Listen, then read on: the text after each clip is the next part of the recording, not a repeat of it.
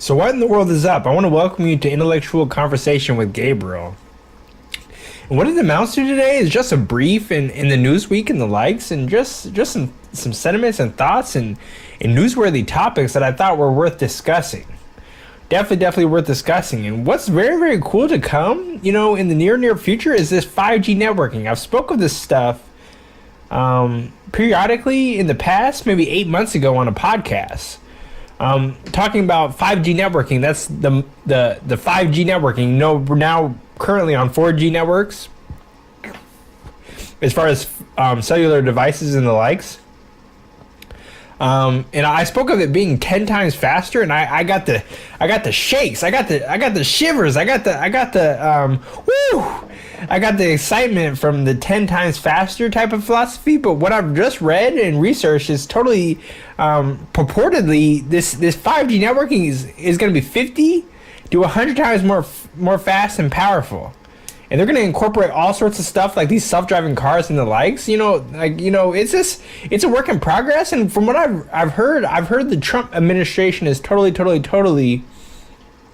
going to limit the barriers to entry for the 5G to come into play, to be enacted and the likes. So lowering the removing hurdles, so that it can easily be placed into our lifestyles. You know what I mean? So I'm really looking forward to this 5G networking. I'm not sure exactly when it's going to come. I've suggested within these next 5 years or so, things are going to be changing slowly but surely. Change will occur, and I'm really looking forward to it. I think it's going to be very cool. And I think that it's only going to be benefit industry. It's only going to benefit society. It's only going to benefit business. It's only going to benefit personal lives and the likes, as far as speeding up our processes. And it seems like every time the internet gets faster, the apps and everything, the applications and the software gets more demanding, because it's just like every time it speeds up, it takes forever to do anything, download something or the likes. Even with these fast computers, and even with this fast internet, like what they call this is just one shout out. This is my own personal internet, so it's called some type of blast. Like, they make it sound like it's so lucrative, it's like super blast or something like that. Super fucking blast. That's how fast the internet's supposed to be, but it's not. It seems like the shit gets slower every time the technology gets better. Every time the internet gets faster, it totally makes the software gets more demanding, and it still takes time to download stuff and to upload videos and the whole fucking gamut, man. So I'm just like, damn, I just need some faster shit, man. Like, I can barely stand it, man. I just want some super powerful shit. Like, I just want some computers on some like 50 gigabytes of RAM type shit, and these our phone devices are literally getting up to the capabilities of having comparable RAM and speed to what was once desktop computers, like 4 gigabytes, or laptop computers, the economical laptop computers of 4 gigabytes of RAM. So this is a crazy time to be alive, and it's only getting better. But yeah, that's just one thing I'm really excited about, but that's not the breadth of today's conversation. The breadth of today's conversation is just that. In this, Sears Holding Company is now officially been demoralized to a penny stock. I spoke of this recently on Instagram in a short video, a short tip of the day that I often share, periodically. But this is a crazy disgrace, because Sears Holding Company was literally one of the major predominant employers of its heyday. In its heyday, a major player, and the likes. And this goes to show that this is all up for grabs. Tomorrow is all up for grabs. You got to stay aggressive. Aggressive. And I actually have a quotation, and I've actually written this quotation down. I've tweeted it on Twitter. So what's more official than that? Tweeting it on Twitter. Oh my gosh. So it's official. And this is just my sentiment. And tell me if you agree, or you concur, or you totally disagree, or you think I'm just full of it, full of air. You know what I mean? And that is, you got to be aggressive at being number one if you plan to stay number one. And this is not a good time for an excuse. So that's my quotation, and I think it's so true that, I think Sears Holding Company totally didn't stay proactive enough. kind of reactionary in the fact that, you know, since 2010, it's lost $11.7 billion worth of value, of worth in the company as a whole, you know? So it goes to show how much power they had in 2010, their last profitable year. They had so much power, you know, like $11.7 billion at least, you know, is what they've lost, you know, since then. So it goes to show that they should have been more reactionary and staying hip to the millennial and Generation Z. You know, I think the Generation Z and the millennials are doing a lot of this shopping in this next millennium. You know what I mean? So for what it's worth, you got to stay trend setting. You got to have products that are catering. You got to have price points that suffice for the market. You know what I mean? So I think they've really failed to innovate to the extent that they haven't stayed trendy. And it's not all about trends, because I know trends come and go, you know what I mean? But at the same token, like having products that are, you know, catered to the youth, to the millennials, to the Generation Z, you know, and the likes, the people that are going to be doing predominant amounts of shopping and buying all this merchandise and the motherfucking likes, you know. And I think it's so true that, you know, I mean, I might have been one of Sears, like there used to be a Sears in my town. And for what it's worth, I was like one of Sears' few customers, you know, like I was like that guy. I was like, you know, like you know, I was like that guy, you know, the Sears like shopper, you know, that one dude, you know, like it was just me in the store, you know, nobody else in there, nobody else in the fucking store, man. No, I kid. But it seems like they were catering. From my experience, I tried to do a little shopping at Sears back when it was, I was like, it was a possibility because there was a Sears in my town. You know, I got some stuff, but it seemed like the clothes weren't that trendy. It seemed like the merchandise wasn't that, you know, wasn't a competitive advantage as far as price points and the likes. The clothes weren't trendy, you know, the shit wasn't that nice, you know, like it was okay, but it wasn't like, it was happy mediums, but it wasn't really like the most, like the largest competitive advantages that is going to take a company to the next level as far as being $11 billion companies, you know what I mean? So it didn't have that going for it. And at the same token, I feel like it catered more towards like grandma and grandpas, you know what I mean? And that demographic is totally like, was the ones that were young once upon a time shopping at Sears when Sears was $1 billion company, you know what I mean? And it goes to show that they're still catering to that same demographic when they should have been catering, like figuring out how to get people like me or people like you or like people like us, you know, to want to shop there, you know. And I was shopping there, but you know, I just wasn't that crazy about it, you know. It didn't strike a chord with me, you know what I mean? So, you know, this goes to show, you know, it's down to fewer than 900 stores, and literally this is from a heyday of 3,500 stores, with the Kmart and Sears merger at one point in time, you know what I mean? So there's a lot of stores, and it's totally, I'm having to shrink at a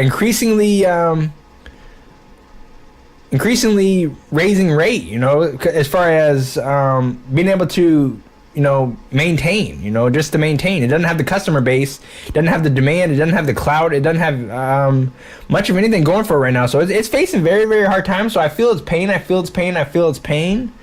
But at the same token, you know, I think Sears should have been more proactionary as far as preventing this stuff. It's easier to prevent, you know, a crisis than it is to totally recover from a crisis once the crisis is occurring.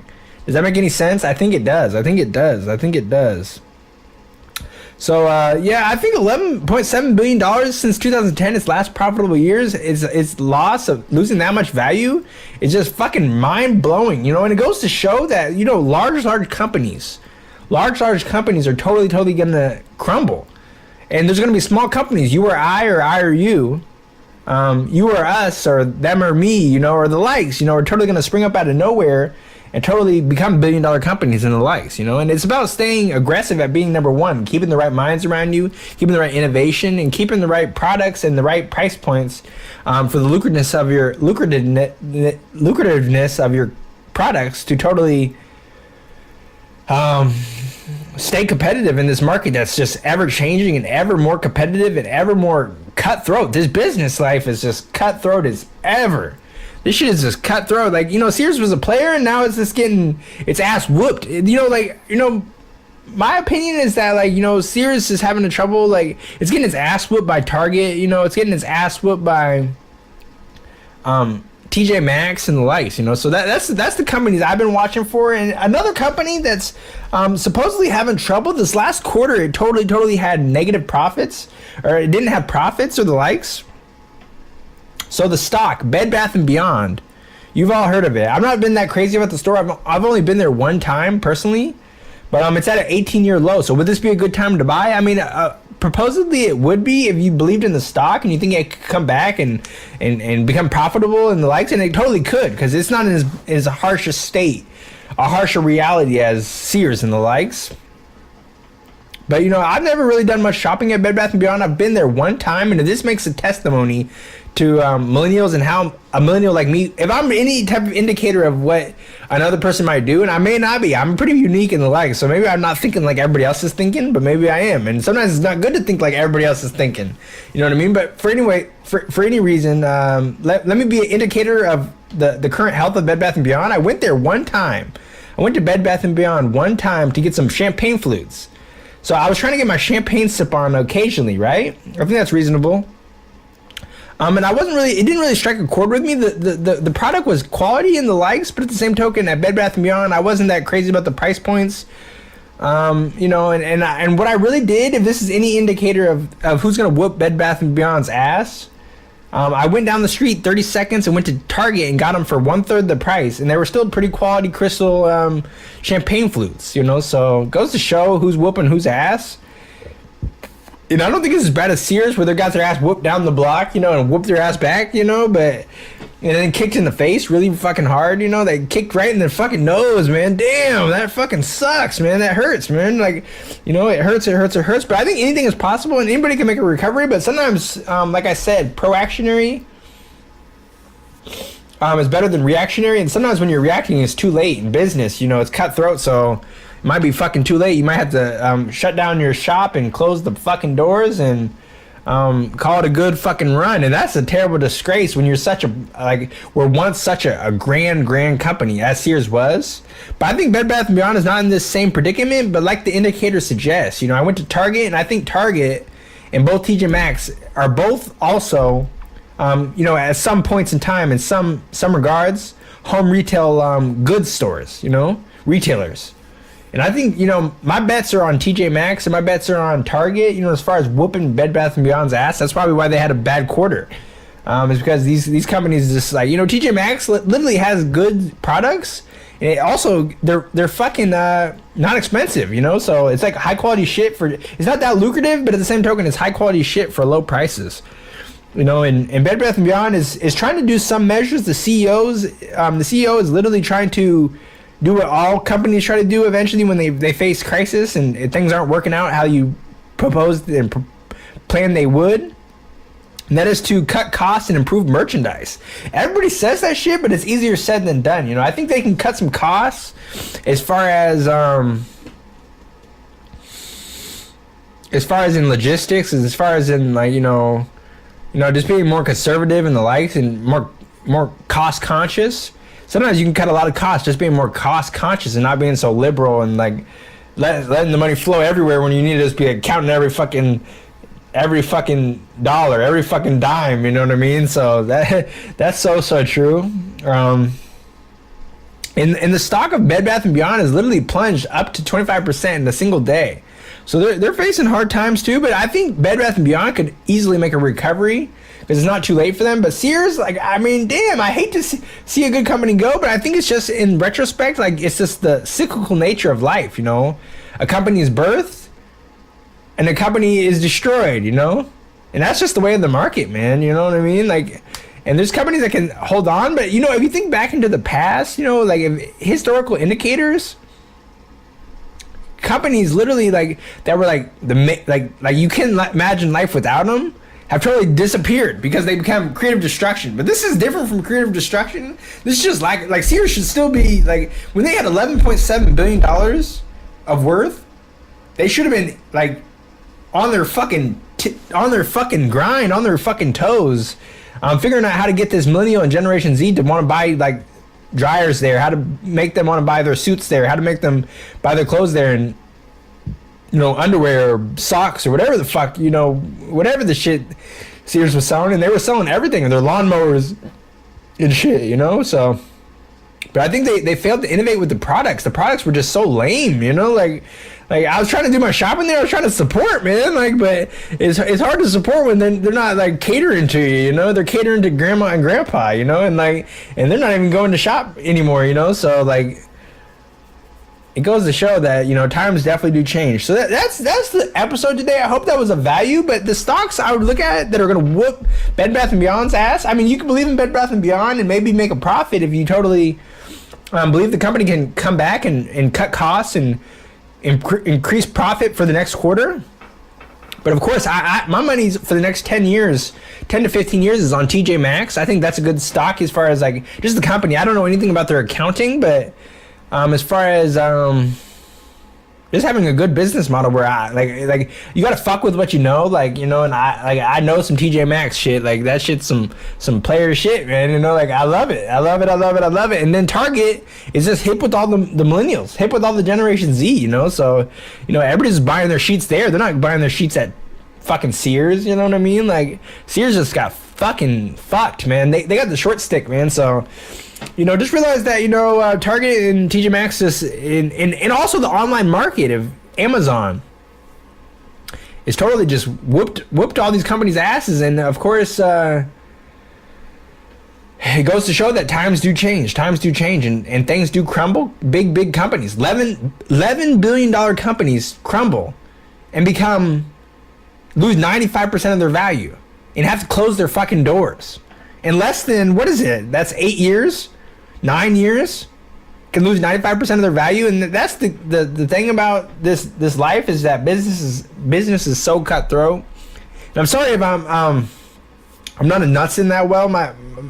I've been going through a lot lately. I just took a nap, so I took a nap and I feel better, but you know I've been feeling a little under the weather lately, you know. So I'm trying to make a recovery, but I'm going to the doctor here shortly to say hello and make sure everything's a-okay, you know.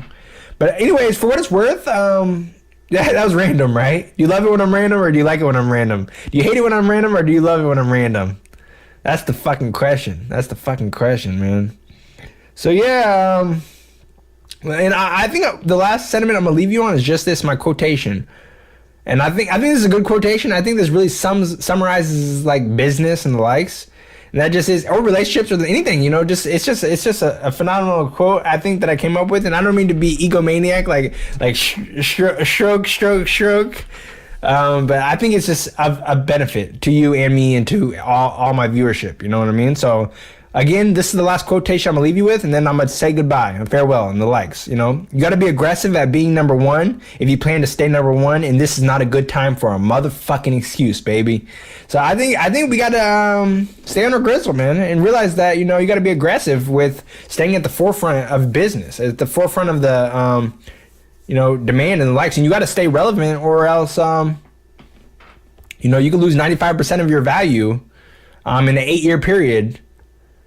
And have to close your fucking doors. So that's not something I want to see for you. That's not something I want to see for you. So at the same token, I think that we can learn from this, and we can grow and get better and live richer, fuller, more prosperous, and more fulfilling lives. At the same token, I think that's of value, and I think that what makes this episode so worthwhile, you know, and of substance, you know. So at the same token, wish me well. You know, that I feel a little bit better. That nap made me feel a little bit better, but at the same token, been really going through it lately. So at the same token, we'll talk very soon. You look good. We'll talk soon. That's it for now. Intellectual conversation with Gabriel. So peace.